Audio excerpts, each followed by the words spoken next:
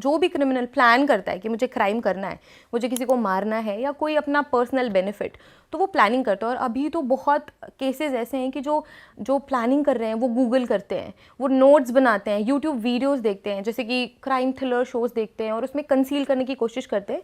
सो पूरा काम उनका यही रहता है कि वो बच जाएं, कैसे भी एक परफेक्ट क्राइम क्रिएट करें। सो एक ऐसे ही केस मैं आपको बताती हूँ जिसमें फोरेंसिक साइंस की स्टूडेंट ही इन्वॉल्व थी। सो फोरेंसिक साइंस की जो स्टूडेंट थी उसने अपने एक्स बॉयफ्रेंड से मिलके अपने लिव इन पार्टनर को मार दिया। एंड उसको लगा कि मैं इसे स्टेज कर दूंगी और मैं पकड़ी नहीं जाऊंगी, बट बहुत बुरी तरीके से वो एक्सपोज हुई। सो बहुत रीसेंट केस है ये, अक्टूबर 25 का केस है। सो ये जो गर्ल थी बीएससी फोरेंसिक साइंस स्टूडेंट, उसका नाम अमृता था। तो वो एक जॉब इंटरव्यू के लिए जाती है जहाँ पे उसको रिसेप्शनिस्ट के जॉब के लिए जाती है। वहाँ एक लड़के से मिलती है जिसका नाम था रामकेश मीना, और वो एक यूपीएससी एस्पिरेंट था। अच्छा, इनके एज गैप भी बहुत था। ये जो यूपीएससी एस्पिरेंट था वो 32 ईयर्स का था, और ये जो बीएससी फर्स्ट ईयर स्टूडेंट थी वो just 21 years old. So but फिर भी उनका क्लिक होता है एंड फिर वो लिव इन में रहना शुरू करते हैं, दिल्ली में लिव इन में रहते हैं। एंड फिर उसको सडनली एक दिन पता चलता है कि उसके बिना नॉलेज के ऑब्सीन फोटोज़ एंड वीडियोस उसका लिव इन पार्टनर रिकॉर्ड कर रहा है और उसको रखा हुआ है। सो जैसे ही उसको ये पता चलता है वो बहुत गुस्सा हो जाती है और कन्फ्रंट करती है, बोलती है कि अब भी क्या, अभी ये डिलीट करो, मुझे नहीं चाहिए। तो वो उसको बहुत कंफर्ट करता है कि अरे ये तो मेरे लिए है, मैं सिक्योर करके रखूँगा, मैं कौन सा अपने दोस्तों के साथ शेयर कर रहा हूँ, so it's safe with me. But उसको वो बिल्कुल भी अच्छा नहीं लगता। वो बार बार उसको बोलती है कि तू डिलीट कर दे, तू डिलीट कर दे, मान जा, पर वो नहीं मानता है। फिर क्या होता है, एक टाइम ऐसा आता है कि वो इसका यूज़ करके उसको अपने कंट्रोल में लाने की कोशिश करता है कि वो अपने हिसाब से उसको चलाए, कि वो उसको थ्रेट देने लग गया कि तू मेरी बात नहीं मानेगी तो देख मैं शेयर कर दूंगा, तू बात नहीं मानेगी तो मैं इसको वायरल कर दूंगा। तो वो और फ्रस्ट्रेट हो जाती है। फिर वो ना मुरादाबाद की थी, तो वो अपने होम टाउन जाती है एंड वो अपने एक्स बॉयफ्रेंड से कांटेक्ट में आती है। फिर वो बोलती है कि मेरे साथ ऐसे ऐसा बुरा हो रहा है, अपना सारा रोना रोती है उसके सामने।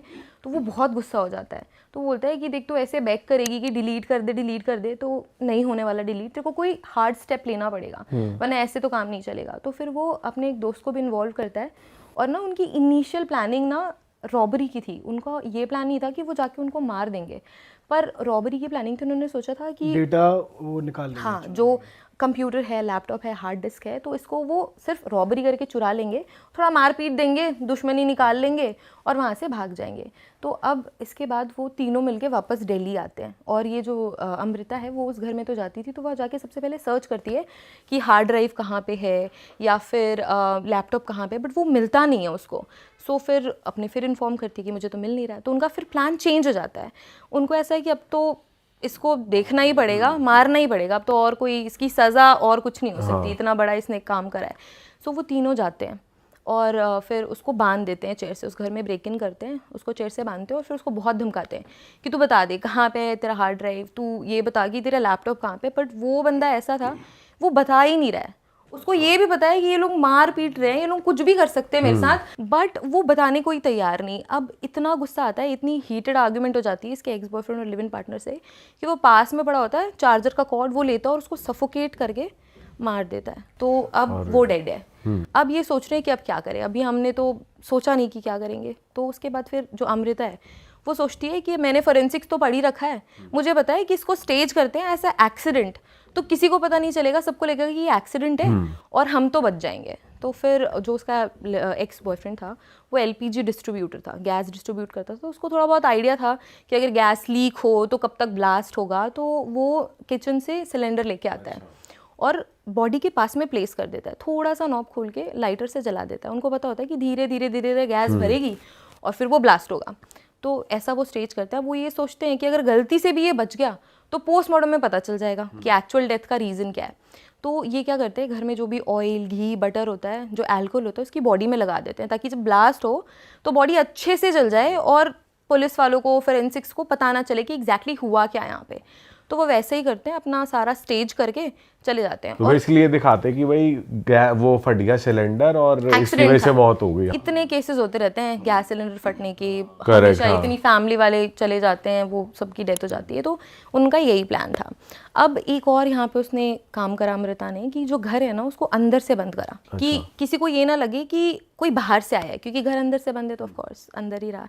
सो वो गेट था ना, वो लोहे का गेट होता है, जैसे कि आधा लोहा ऊपर मैश होती है, तो मैश से हाथ डाल के उसने गेट अंदर से बंद कर दिया। ओके। तो जब फिर थोड़े टाइम के बाद क्या हुआ कि जैसे ही गैस फिल हुई, ब्लास्ट हुआ बहुत ज़ोर से, एंड ब्लास्ट हुआ, फिर आस पड़ोस वालों को भी आवाज़ सुनाई दी। वो पुलिस को इन्फॉर्म करते हैं कि यहाँ पे एक्सीडेंट हो गया, लगता है जो गैस है फट गई, या फिर एक तो फॉल्टी एसी भी था उनके रूम में, तो ये था क्या, तो एसी भी ब्लास्ट हो गया होगा। तो पुलिस आती है, देखती है, इन्वेस्टिगेटिंग टीम आती है फोरेंसिक की, वो उनको एक बार में तो यही लगता है गेट अंदर से बंद है, इतना ब्लास्ट का सीन है, तो एक्सीडेंट ही है। तो फर्स्ट टाइम उनको एक्सीडेंट लगता है। फिर बॉडी तो पोस्टमार्टम के लिए जाएगी ही जाएगी। किसी भी अननेचुरल डेथ के केस में या फिर कोई भी सस्पिशियस डेथ है ना, जिसका कोई रीज़न हमें नहीं पता, उस केस में पोस्टमार्टम मैंडेटरी है। तो चाहे फैमिली मना भी कर दे, अगर फैमिली मना कर रही है, अगर नेचुरल कॉजेज़ नहीं है, तो चाहे फैमिली कितना भी मना करे, वो प्रोटोकॉल होता है कि पोस्टमार्टम होगा ही होगा।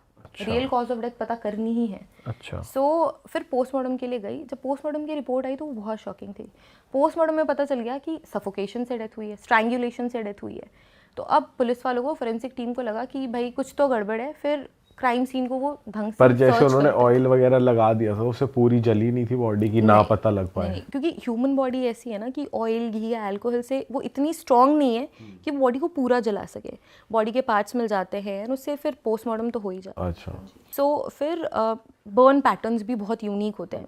सो हम फोरेंसिक्स में ना इसको बोलते हैं आर्सन। एक तो नॉर्मल बर्न कि कहीं पे आग लग गई, फिर नेचुरल वे से आग लग गई, है ना। सो वो भी हमें समझ में आ जाता है, पैटर्न्स ऐसे होते हैं। कोई एसेलरेंट प्रेजेंट नहीं होता, बट कोई आर्सन है। आर्सन का मतलब होता है कि कोई डेलिबरेट फायर करे। तो बहुत बार क्या होता है कि किसी की प्रॉपर्टी है ना को डिस्ट्रॉय करने के लिए, या फिर कभी कभी ऐसे होता है कि खुद इंश्योरेंस मनी के लिए, कि अपनी प्रॉपर्टी को आग लगा दी, इंश्योरेंस का वैसा चाहिए, तो उसके लिए भी आर्सन करते हैं। तो इसमें ना पेट्रोल, डीजल, कैरोसिन, इस तरीके के एसेलरेंट मिलते हैं। तो फोरेंसिक्स पता कर लेती है कि कौन सा एलिमेंट प्रेजेंट है। और बर्न पैटर्न्स भी बहुत डिफरेंट होते हैं, क्योंकि एसेलरेंट की वजह से बहुत ज़्यादा आग लगती है। जैसे इस केस में एलपीजी गैस थी, तो वो बर्न पैटर्न्स भी स्टोरी बता रहे थे कि भाई समथिंग इज़ रॉन्ग। तो उसके बाद क्या हुआ, फिर उन्होंने सीसीटीवी फुटेज देखी, क्योंकि अब पता लग गया था कि सारी चीज़ें एडअप तो हो नहीं रही है। तो अब सीसीटीवी फुटेज उन्होंने देखा, तो उन्होंने 3 जनों को देख लिया। अब ये पागल ऐसे थे, उनको पता नहीं था कि सीसीटीवी में कैप्चर हो जाएंगे। सो 2 लड़के, एक लड़की घर के अंदर जा रहे हैं, 30-40 मिनट्स के बाद बाहर आ गए और फिर ब्लास्ट हो जाता है। सो फिर जब पुलिस को ये पता लगता है कि ये जो यूपीएससी एस्पिरेंट था, सो उसकी गर्लफ्रेंड भी थी। फिर उसकी गर्लफ्रेंड का फ़ोन नंबर ट्रैक करते हैं। अब ये थी तो फोरेंसिक स्टूडेंट, बट वो ये भूल गई कि उसका जो फ़ोन है वो ऑन है, और टावर से उसकी पूरी लोकेशन सीन ऑफ क्राइम के टाइम पे, जो सीन ऑफ क्राइम था उस पर्टिकुलर क्राइम होते हुए भी वहीं था। सो पुलिस को इंस्टेंटली क्लिक हुआ, उन्होंने बोला कि पहले इसको पकड़ते हैं। फिर उसको पकड़ते हैं। अब उसे पता ही था कि पुलिस पकड़ रही है, एविडेंसेस इसके पास है, तो अब वो बच तो सकती नहीं है। तो फिर उसने कन्फेस कर लिया कि हाँ मेरे ऐसे ऑब्सीन फोटोज़ थे, ये था वो था। सो फिर उसके बाद उनके दोनों, उसका एक्स बॉयफ्रेंड और उसके फ्रेंड को भी पुलिस पकड़ लेती है विद इन 15 to 20 डेज़। वो भी कन्फेस करते हैं। अब वो हार्ड ड्राइव उनको मिलती है फोरेंसिक टीम को।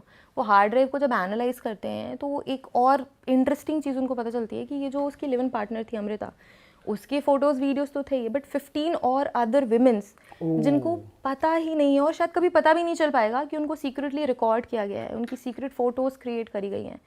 ये था तो इलीगल, चाहती तो अमृता लीगल वे से, ऑफ कोर्स फोरेंसिक है, उसको लीगल भी पता है कि लीगल वे क्या होता है, बट उन्होंने गलत रास्ता चुना एंड इवेंचुअली अब जेल में उनको रहना है, और माइनर है नहीं तो पूरा उनको सज़ा पूरी हो। बंदा तो कर ही रहा था गलत, इन्होंने और गलत कर दिया। और वो था भी इतना ऑब्सेसिव कि जो हार्ड ड्राइव उसमें जो वीडियोस फोटोज थी प्रॉपर फोल्डर्स बना के, प्रॉपर नेमिंग करके ऐसा उसने स्टोर करा था। तो वो अपनी विल के साथ ही कर रहा था, तो it's not random. Ma'am since आप फॉरेंसिक्स को अच्छे से समझते हो, तो हमने ऐसा सुना है कि अगर आपने एक बार रिकॉर्ड कर लिया और उसको डिलीट भी कर दिया, रिसेंटली डिलीटेड से भी डिलीट कर दिया, तो भी वो रिकवरेबल है। तो क्या ये कहना सही है कि अगर आपकी चीज़ रिकॉर्ड हो गई तो वो कभी नहीं जाएगी, कहीं ना कहीं एग्जिस्ट करेगी? Absolutely true. अगर आपने कोई भी चीज़ कभी रिकॉर्ड कर ली तो वो हमेशा एक डेटा बन जाता है। अब हम तो लाइक नॉर्मल लोगों को ये कभी रियलाइज़ नहीं होता, वो अपने फ़ोन से डिलीट भी कर देते हैं, बट स्टिल डेटा रिकवर करा जा सकता है। फोरेंसिक्स के बहुत सारे ऐसे टूल्स हैं जो डिलीटेड डेटा को रिकवर कर लेते हैं, जो डिसाइफर कर लेते हैं। कभी कभी क्या होता है कि कोड वर्ड्स में भी बात करते हैं, कोई 2 क्रिमिनल्स हैं वो कोड वर्ड्स में बात कर रहे हैं, सो उसको भी डिसाइफर कर लेते हैं। Deleted videos, photos, text, even text भी जो डिलीटेड डेटा उसको रिकवर कर सकते हैं ना। जैसे कि NCASE टूल होता है, FTK टूल होता है, जो कि कम्प्लीटली डिफरेंट जॉनरा है फोरेंसिक का, कॉल्ड फोरेंसिक साइबर फोरेंसिक्स। तो ये साइबर फोरेंसिक टीम करती है। What is the first step जो आप करते हैं? कुछ क्राइम हुआ तो जो आपकी टीम जाती है बेसिकली, तो क्या जाता है फिर यहाँ से? जैसे कुछ फिंगरप्रिंट्स लिए जाते हैं या फिर कुछ ब्लड सैंपल्स लिए जाते हैं, तो काम कैसे करते हैं आप? देखिए, पहली बात तो मैं बता दूं, फॉरेंसिक का मतलब समझने की पहले बहुत ज़रूरत है, ठीक है। न्याय के लिए विज्ञान, ठीक है, जो जस्टिस के लिए साइंस यूज़ हो रही है, उसका मतलब है फॉरेंसिक साइंस। अब आते हैं सेकंड पार्ट पे। जब आपने क्वेश्चन पूछा कि हम क्राइम सीन पे जाके करते क्या हैं, ठीक है, तो हमारा काम ये होता है कि जब हमें पुलिस बुलाती है क्राइम सीन पे, तभी हमारी टीम वहाँ जा रही है। हम हमेशा नहीं जाते हैं, हमें बुलाया जाता है, और नेचर ऑफ क्राइम पे डिपेंड करता है। अगर आप बोल रहे हैं रोबरी का केस है, कोई मर्डर का केस है ही नहीं, ठीक है, तो उसमें मैं वैसे ही एविडेंस सर्च करूंगी रोबरी के, जैसे कि एंट्रेंस का क्या मतलब, एंट्रेंस पे फिंगरप्रिंट्स हैं या नहीं, कोई फुटप्रिंट्स अवेलेबल हैं या नहीं। रोबरी में जैसे कि आपके जो सेफ केसेस हैं, उसमें कैसे उसको लॉक कैसे उसका खोला गया है, या वहाँ पर कुछ पोटेंशियल एविडेंसेस मुझे मिल सकते हैं। तो नेचर ऑफ क्राइम पे डिपेंड करता है कि मैं उसकी इन्वेस्टिगेशन कैसे कर रही हूँ। और अब जाते कि ऐसे कुछ किट वगैरह होती है जो आप पहन के जाते हैं, उसके लिए तो प्रिकॉशंस लेने ही पड़ते हैं। लाइक कभी भी क्राइम सीन पे एंट्री लेने से पहले बात तो रिस्ट्रिक्टेड रहता है वो एरिया, है ना। तो जितने भी लोग जा रहे हैं उसका पूरा लॉग मेंशन होगा। क्राइम सीन पे एंट्री लेते ही पूरी मेंशन होगा मेरे नेम वगैरह के साथ सब कुछ, और उसके बाद मैं पूरी सूट जो है सूटअप होंगी। आपने देखा ही होगा काफी बार मूवीज में, तो बिल्कुल, जिससे कि हमारे जो प्रिंट्स हैं, फुटप्रिंट्स हैं, फिंगरप्रिंट्स हैं, हमारे जो हेयर्स हैं, कुछ भी हो सकता है, अनइंटेंशनली वहाँ पर ट्रांसफर हो सकते हैं, तो वो ना रह जाए, इसलिए हमें पूरा सूटअप होके क्राइम सीन पे एंट्री लेनी होती है। और क्या ऐसे बेसिक्स आपको बताए जाते कि सबसे ज़्यादा ध्यान करने वाले पॉइंटर्स जो आप कभी नहीं भूल सकते बीइंग अ फॉरेंसिक एक्सपर्ट? बिल्कुल, फर्स्ट टाइम तो हमें एंट्री लेते ही हमें टच ही नहीं करना है बेयर हैंड से कुछ भी। हमें पहली बात, इंटेरोगेशन जो है वो पार्ट हमारा नहीं है, तो हमें सिर्फ और सिर्फ एविडेंस पे ही ध्यान देना है। तो जो चीज़ जैसी है, लाइक इस रूम में जो भी चीज़ जैसी है, मैं उसको 3 एंगल से फोटोग्राफ करूँगी, ठीक है। प्लस उसका स्केच बनेगा। स्केच क्यों बनता है? रिकंस्ट्रक्शन के लिए। जस्ट इन केस रीओपन होता है केस, तो हम सेम इसी मतलब सीन को रिक्रिएट कर सकें। 3 एंगल से लेने का क्या लॉजिक है? 3 लेने, जैसे कि एक ये कप है, तो हम इसका क्लोजअप लेंगे, मिड रेंज लेंगे और फुल रूम के एंगल से लेंगे मेजरमेंट्स के साथ। ओके, ठीक है। तो जब हम एक्चुअल रिकंस्ट्रक्ट कर सकें, तो हम ये ऑब्जेक्ट एज अ एविडेंस वहीं उसी जगह पर रख सकें जहां पर ये पहले था। और तो ये फोटोग्राफ्स में मेजरमेंट्स मेंशन होती हैं। और स्केच बनाने का क्या लॉजिक है? स्केच का भी यही लॉजिक, हाथ से बनता है वो? हाथ से ही बनता है, एक्सपर्ट बनाता है, बट इस रूम के अकॉर्डिंग बनेगा। फॉर एग्जाम्पल, यहाँ पर एक डेड बॉडी हमें मिली है, तो इस रूम के डायमेंशंस पहले तो ली जाएंगी। पूरा एक पेपर पे, वाइट पेपर पे डायमेंशंस मेंशन होंगी कि इस रूम की डायमेंशंस क्या हैं। फिर उसके बाद उस रूम की 4 वॉल से बॉडी का कितना जो है मेजर, हाँ, डिस्टेंस है, सब कुछ ये मेंशन करके A to Z मुझे वो पूरा अपने मैप में बनाना पड़ेगा, जो मैंने बनाने वाली हूँ स्केच। ओके। और अगर कुछ ऐसे एविडेंस होते हैं जो नॉर्मली नेकेड आई से नहीं दिखते, होते नहीं है, जैसे कम एविडेंस है, तो उसके लिए आपके पास कुछ स्पेशल इक्विपमेंट होते हैं? ल्यूमिनोल करके एक है, जिससे कि हमें जो है इनविजिबल जो हमारे प्रिंट्स हैं क्राइम सीन पे वो दिखते हैं, वो स्प्रे करके। बट यूजुअली हमें पता चल जाता है डस्टिंग करके। हम प्रिंट्स जो हैं, आपने देखा होगा, बहुत ही कॉमन ट्रिक है, डस्टिंग करके वो जो है वो लिफ्ट कर लेते हैं। सो हमें पता होता है पोटेंशियल एविडेंस हमें कहाँ मिलेंगे, क्योंकि ऑब्वियसली अब तो इतना टाइम हो जाता है। डस्टिंग से वो उड़ नहीं जाएगा, हट नहीं जाएगा? नहीं, आप देखो, कभी भी जैसे कि फॉर एग्जांपल इस पे आपके प्रिंट्स होंगे, मैंने उसे डस्ट किया, मैंने उसको लिफ्ट भी तो किया ना। इतने हल्के हाथों से वो ब्रशिंग से मैं पाउडर उस पे स्प्रेड कर रही हूँ कि वो विजिबल हो रहे हैं, और उसको मैं टेपिंग की मेथड से उसको लिफ्ट भी कर रही हूँ जो भी है सरफेस। और जो ये पाउडर यूज हो रहे हैं वो डिफरेंट सरफेस पे डिफरेंट पाउडर्स यूज होते हैं। तो आई नो के तो स्पेशलाइज्ड पाउडर्स आते हैं। बिल्कुल। और मैम ये बताओ कि जैसे सपोज आप गए हो क्राइम सीन पे, आपने एविडेंस कलेक्ट करे, तो क्या आप ही जाकर उन्हें लैब में एग्जामिन करोगे या हर डिपार्टमेंट अलग होता है? बिल्कुल डिपार्टमेंट जो है वो हर डिवीजन जो है वो अलग है, ठीक है। क्राइम सीन पे जैसे कि मैं नहीं जाती हूँ, एक स्पेशलाइज्ड क्राइम सीन यूनिट होती है जो कि क्राइम सीन विजिट करती है, जिनको हर तरीके के क्राइम सीन्स का पता है। ऐसा नहीं है कि मर्डर है तो उसके लिए स्पेशलाइज्ड है, हर तरीके के क्राइम सीन के मतलब जो हर तरीके का जो क्राइम है उसके लिए क्राइम सीन यूनिट होती है हर लैब में। ठीक है, तो वही विजिट करते हैं। तो वो लोग जो है वो पैकेजिंग इस तरीके से करते हैं एविडेंस की, क्योंकि कोई भी एक क्राइम सीन होता है उसमें तुम्हें बायोलॉजिकल एविडेंसेस मिलेंगे, डीएनए, ठीक है, हैंडराइटिंग के सुसाइड नोट मिल सकता है, तो हैंडराइटिंग का एक एविडेंस मिल सकता है। तो उस टाइप के एविडेंस टाइप के हिसाब से वो पैकेजिंग करेंगे और उसी हिसाब से वो डिविजन्स में आएगा लैब में। ठीक है, तो फिर वो मतलब उसके रिस्पेक्टिव डिविजन्स में जब वो पैक करके हमें लैब में मिल गया तो उसके बाद एग्जामिनेशन हम करेंगे, जो भी हमारी एक्सपर्टीज रहेगी उसके अकॉर्डिंग। क्या ऐसा होता है जो जैसे हमने मूवीज में देखा है कि जैसे किसी ने अगर गन किसी को शॉट करा है गन से, तो क्या फिंगरप्रिंट मिटाना इतना आसान होता है जो दिखाते हैं कि वो हैंकी से रब करते हैं, या फिर फॉर एग्जांपल किसी ने शॉट किया है फिर उसने किसी और के हाथ में थमा दी तो उसके फिंगरप्रिंट्स उस पर लग गए हैं, तो ये इतना आसान होता है? ऐसा होता है क्या? सी हर चीज़ के ड्रॉबैक्स होते हैं, ये बिल्कुल पॉसिबल है। आई डोंट नो ये शो करना चाहिए क्योंकि रॉन्ग डूअर्स को एक वो मिल जाएगा, बट यहाँ ये पर तो मूवीज में सबने देखा, ये तो वही नहीं जानना ये चाहता हूं। चीज जो है वो हो सकती है क्योंकि फिंगरप्रिंट्स बहुत फ्रिजाइल एक हैं कि हम उस चीज को रब कर सकते हैं, राइट? क्योंकि हर चीज का प्रोज एंड कॉन्स हर चीज में है और एक्सपर्ट्स भी की भी लिमिटेशंस हैं, ठीक है?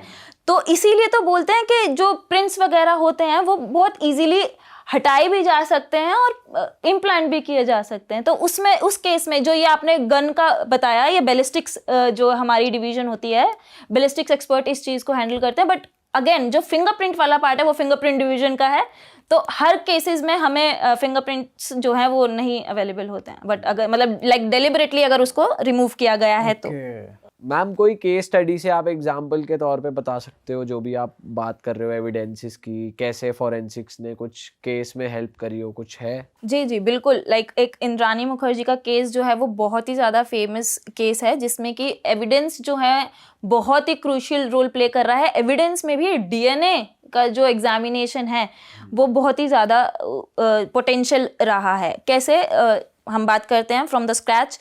इंद्रानी मुखर्जी की फर्स्ट मैरिज हुई थी कोलकाता में, जिनसे भी सम मिस्टर दासगुप्ता, उनसे उनकी फर्स्ट डॉटर थी। तो उनका सेपरेशन हुआ तो उन्होंने अपनी डॉटर जो है अपने पेरेंट्स के घर पर छोड़ दी और वो मुंबई आ गई। और उनकी सेकंड मैरिज हुई संजीव खन्ना से, उनसे उनको एक और डॉटर हुई। फिर उनसे भी सेपरेशन हो गया और थर्ड उन्होंने मैरिज की पीटर से। थर्ड हस्बैंड के जो ऑलरेडी 2 बच्चे थे, उनमें से उनका जो बेटा था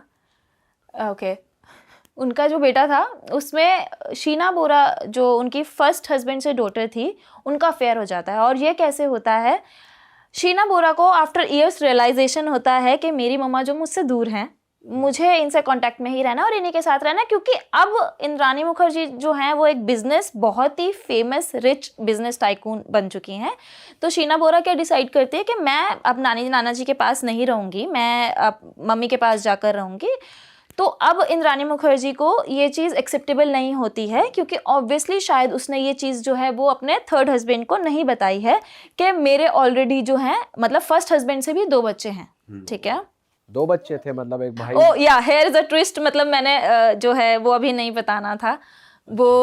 ओके, मैं लेटर डिस्कस करूंगी इस बारे में। ठीक है। तो यस, उनके 2 बच्चे थे। ठीक है। तो वो आती हैं मुंबई और मुंबई में आकर बोलती हैं कि मम्मा अभी तो हम साथ रहेंगे, आप मुझे अपने साथ रखिए, और ऐसी ऐसी बात है। अब क्योंकि उनको अपनी फेम, क्योंकि she was a famous personality at that point of time, तो वो क्या करती हैं अपना फेम मतलब बचाने के लिए उनके साथ शी अपनी खुद की ही डॉटर के साथ एक बॉन्ड साइन करती है कि हम किसी को नहीं बताएंगे कि हमारा रिलेशन एक मदर डॉटर का है, हम एज अ सिस्टर रिवील करेंगे अपने आप को इन इंडस्ट्री कि ये हम दोनों और सिस्टर है उसकी, इंद्रानी की। हाँ जी, तो एज अ सिस्टर जो है इंट्रोड्यूस करेंगे हम, जो अभी करंट फैमिली है या जितने भी रिलेटिव्स हैं उनको एज अ सिस्टर्स बताएंगे।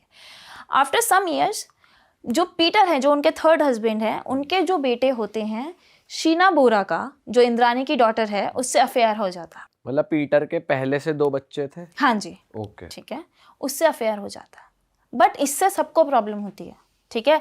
पीटर को भी होती है, संजीव को भी होती है जो उनके सेकंड हस्बैंड थे, और इंद्राणी को भी होती है।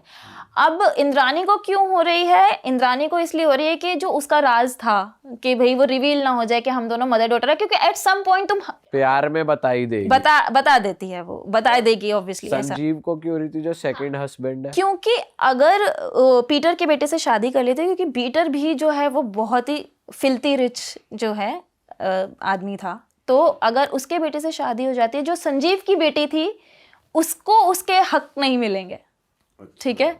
तो वो इस वजह से वो चाहता नहीं था कि शीना बोरा को वो चीज़ जो है उसके बेटे से उसकी शादी हो जाए।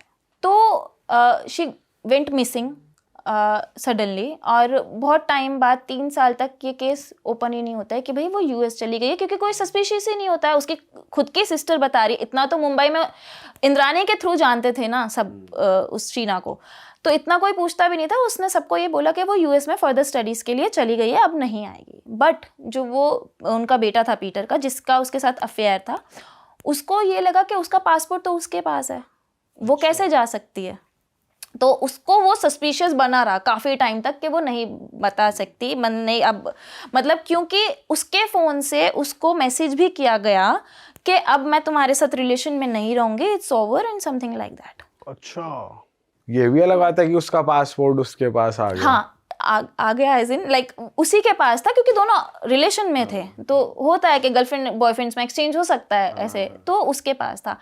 ये चीज़ ओपन कब हुई? 3 साल बाद, कि जब इंद्राणी मुखर्जी के ड्राइवर्स के पास इलीगल वेपन्स जो हैं वो मिले गए। अब इन्वेस्टिगेशन में पता चला, ड्राइवर ने बोला कि ये जो वेपन्स हैं, ये जो गन्स हैं, वो मेरी है ही नहीं, वो इंद्राणी मुखर्जी की हैं, ठीक है, और उन्होंने ही मेरे पास रखवाई हैं।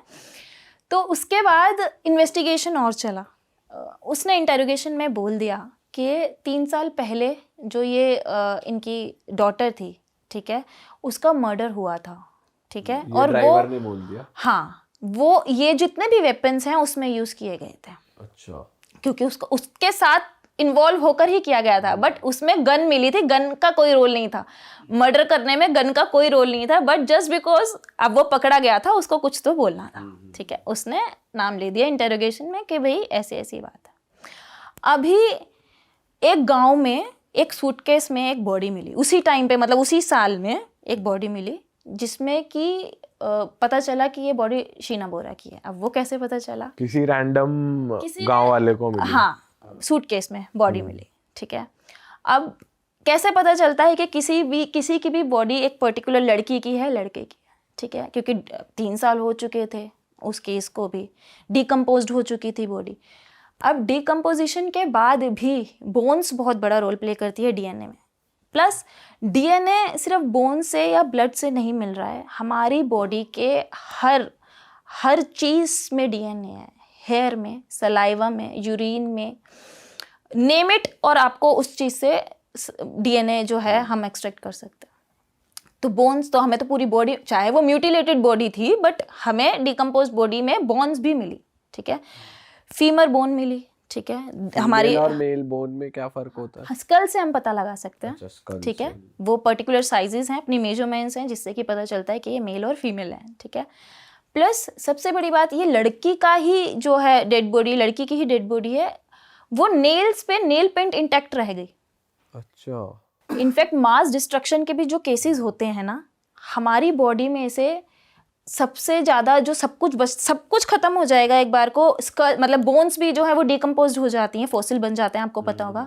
जो टीथ है ना, वो बहुत सालों तक जो हैं वो रहते हैं एंड तक, ठीक है। But come to the case, पर ये कैसे पता चले कि ये बॉडी उसी की है, शीना की? हाँ, तो मैं आ रही हूँ आगे।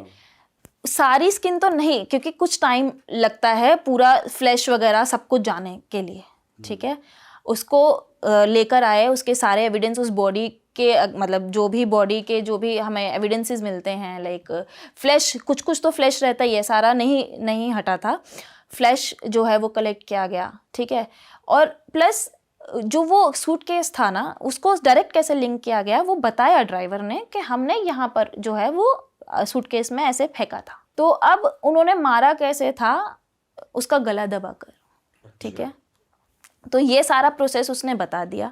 अब डीएनए के लिए बोन्स भेजी गई, वो तो बोन्स जब पहुंच गई, हमने डीएनए निकाला, इंद्रानी का डीएनए मैच कर गया, मदर डॉटर है, पैटर्निटी टेस्टिंग मैटर्निटी टेस्टिंग से हमने पता लगा लिया कि हमने एज इन एक्सपर्ट्स ने पता लगा लिया, जो जिन्होंने भी हैंडल किया केस उन्होंने पता लगा लिया कि भी ऐसा नहीं कहते हर किसी का डीएनए अलग होता है, तो पेरेंट्स से मैच करता है डीएनए? डीएनए मैच नहीं कर रहा है यहाँ पे। मैटर्निटी टेस्टिंग में क्या होता है और पैटर्निटी टेस्टिंग में क्या होता है, कितने बार आपने केसेस देखे होंगे कि अज्ञात शिशु मिला है, बट अगर हमें उसके पेरेंट्स मिल जाते हैं तो हम टेस्टिंग करते हैं ना कि उसी का ही है, तो वो एक टेक्निक अलग है। डीएनए सेम नहीं है, यहाँ पे टेस्टिंग कर रहे हैं कि ये उसी का बाय प्रोडक्ट है जो बेबी है।